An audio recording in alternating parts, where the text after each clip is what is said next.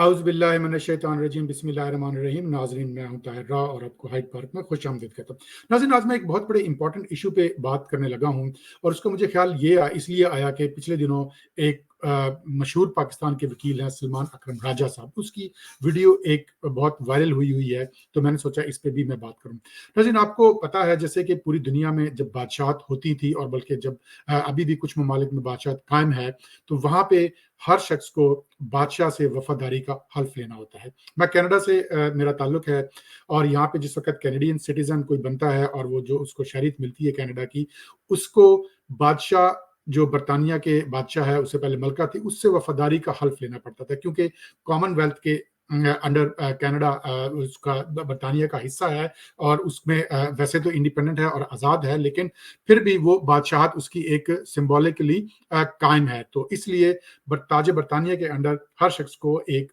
उसकी वफादारी का हल्फ लेना पड़ता है, मलका की या अभी जो किंग चार्ल्स आ गए हैं, बन गए हैं, पहले प्रिंस चार्ल्स थे, उनकी वफादारी का हल्फ लेना पड़ता है। मुझे ख्याल इसलिए आया कि पाकिस्तान तो ऐसा मुल्क है जहां पे ना आमरीत है, ना वहां पे बादशाहत है, ना कभी बादशाहत रही है, तो फिर ये हल्फ बर्दारियां क्यों? पाकिस्तान एक डेमोक्रेटिक कंट्री है और वहाँ पे आज़ादाना इलेक्शन होते हैं। हर शख्स को पाकिस्तान का आइन इजाज़त देता है कि वो अपनी पसंद की पार्टी को वोट कर सकता है, वो अपनी यूनियन बना सकता है, खुद इलेक्शन लड़ सकता है। तो ये वफ़ादारियाँ क्यों?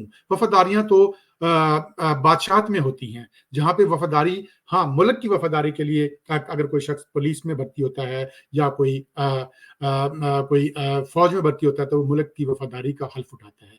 और इवन मेंबर पार्लियामेंट में जब मुंतखब होते हैं, तो वो आइन से वफ़ादारी का हल्फ उठाते हैं क्योंकि हमारा जो आइन है वो सुप्रीम है, वो मुकद्दम है। तो हम किसी शख्स के वफ़ादार नहीं हैं, हम किसी पार्टी के वफ़ादार नहीं हैं, हम सिर्फ़ और सिर्फ़ आइन और कानून के वफ़ादार होते हैं। ये तमाम डेमोक्रेटिक कंट्रीज़ में यही सूरत-ए-हाल होती है, चाहे जाके कि कहीं पे बादशाहत हो, जैसे किंग सलमान का वफ़ादारी का हल्फ उठाया गया जब वो उनकी किंग अब्दुल्ला के बाद उनकी वफ़ात हुई और नए किंग बने, तो उनकी वफ़ादारी का सबसे जिसको एलिजियंस टू द खलीफा कहा जाता है, वो यूएई में भी कायम है कि आपने बादशाह से वफ़ादारी का हल्फ उठाना था। तो नाज़रीन, चलें फिर भी मैं इस पे बात ना करता, क्योंकि सलमान अकरम राजा साहब का, जो आप देख सकते हैं स्क्रीन पे, सलमान अकरम राजा साहब एक बहुत पढ़े लिखे इंसान हैं। वो पाकिस्तान के मशहूर लॉयर हैं, बैरिस्टर हैं वो, और इमरान खान के वकील हैं वो। तो इसलिए उनको बारे में मैंने सोचा कि जब उन्होंने ये वफादारी का हल्फ उठाया है, वो एक वीडियो क्लिप में अभी मैं आपके साथ शेयर करने लगा हूं। अब पहले नाज़रीन, हम इस पे बाद में बात करेंगे, पहले क्लिप देख लीजिएगा।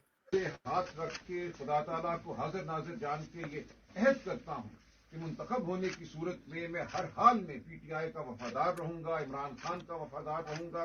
पार्लियामेंट के अंदर मैं पीटीआई की पार्लिमानी पार्टी का मेंबर रहूंगा। मैं तसव्वुर भी नहीं कर सकता कि इमरान खान और पीटीआई से मैं गद्दारी करूं, किसी और तरफ जाऊं। ये मेरा आप सबसे वादा ताला की जात के साथ वादा है और वादा मैं आप सबकी मदद का तलबगार। बहुत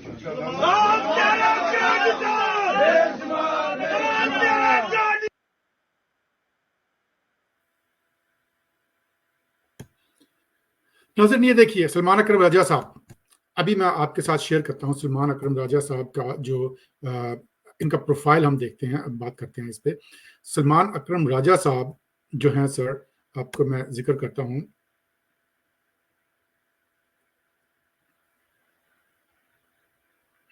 जी, सलमान अकरम राजा साहब की क्वालिफिकेशन अगर आप देखें तो ये LLM किया हुआ है उन्होंने हार्वर्ड लॉ स्कूल से।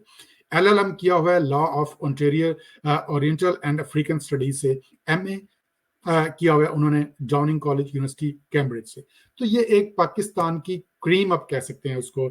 वो पढ़े लिखे इंसान हैं, वो कानूनदान हैं, वो आयन को ज्यादा जानते हैं, वो कानून को ज्यादा जानते हैं, वो शख्सी आजादी को ज्यादा जानते हैं।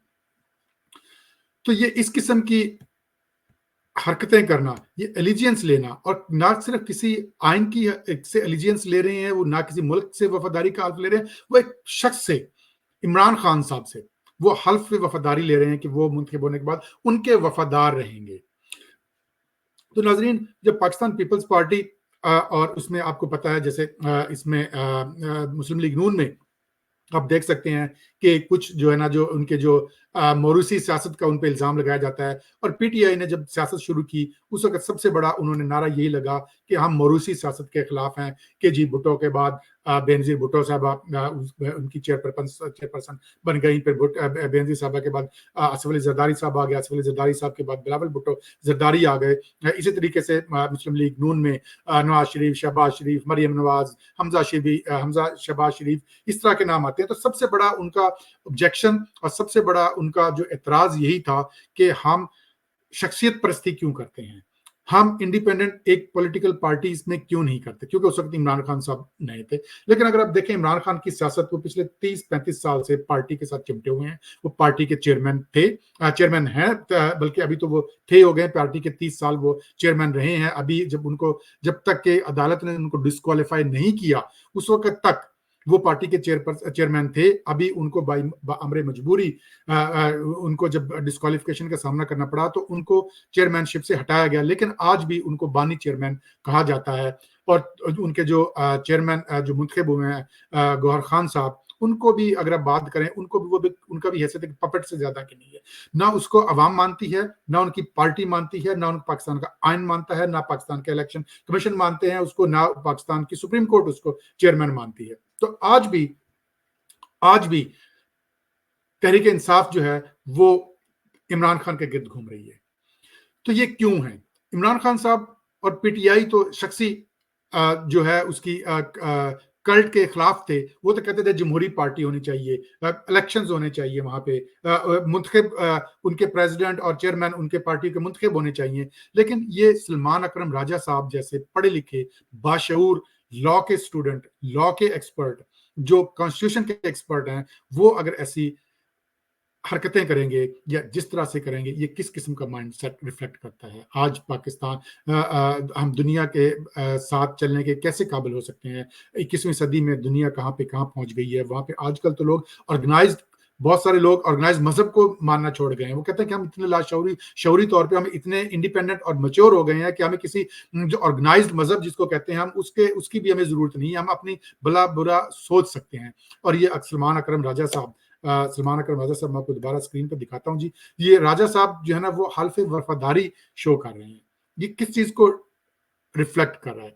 میں ہمیشہ سے یہ کہتا ہوتا ہوں کہ پاکستان ایک واحد دنیا کا ملک شاید یونیک ہے کہ جہاں پہ پیپرز میں ہر چیز موجود ہے۔ پاکستان میں پارلیمنٹ بھی موجود ہے، پاکستان میں الیکشنز بھی ہوتے ہیں، پاکستان میں سپریم کورٹ کا ادارہ بھی موجود ہے، پاکستان میں الیکشن کمیشن بھی ہے، پاکستان میں احتساب کا ادارہ بھی موجود ہے، لیکن وہ صرف اور صرف آن پیپرز آن گراؤنڈ موجود ہیں، لیکن ٹرو اسپرٹ میں ان پہ عمل درآمد نہیں ہوتا۔